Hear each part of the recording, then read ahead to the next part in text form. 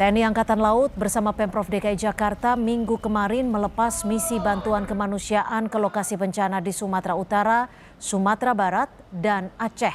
Bantuan berupa 3 KRI, 5 helikopter, dan bantuan logistik untuk para korban bencana. Bantuan juga meliputi bahan logistik berupa makanan, obat-obatan, personel PMI, dan Basnas.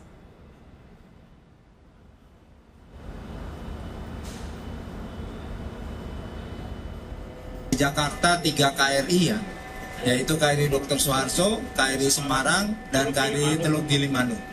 Nanti mereka split, ada yang ke Lok Semawe, kemudian ada yang ke Nias, ada yang ke Sibolga, ke Langsa juga. Dan menyusul KRI Dr. Rajiman juga nanti dari Surabaya langsung berangkat menuju lokasi di Sibolga. Dan KRI Sutedi Senaputra saat ini dari Belawan sudah langsung menuju. Alhamdulillah, saya baru lihat pengungsi di Padang ya. Padang saya kira semua jalan sudah mulai bisa tembus ya. Jalan darat bisa tembus ya. Walaupun banyak jembatan juga yang rusak. Listrik sudah hampir 100%. Air juga sudah mulai dibenahi ya.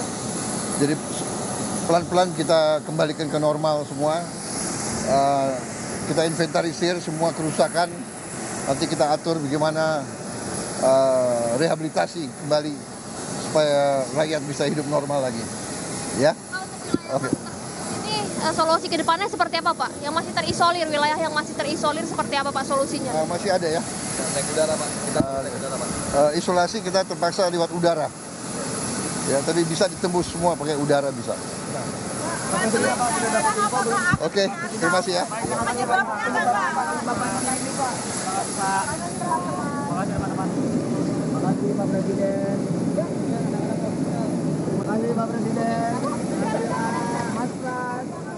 Ya, saudara, itu tadi pernyataan dari Presiden Prabowo Subianto yang sejak pagi tadi sudah mengunjungi sejumlah titik bencana di Pulau Sumatera.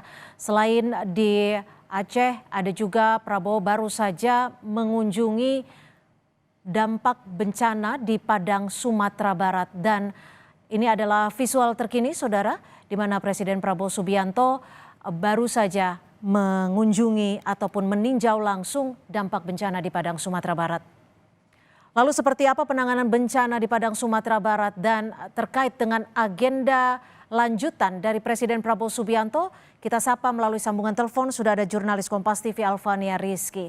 Alfa, seperti apa penanganan korban bencana dan juga proses evakuasi di Padang, Sumatera Barat, dan terkait agenda lanjutan Presiden Prabowo akan seperti apa, Alfa?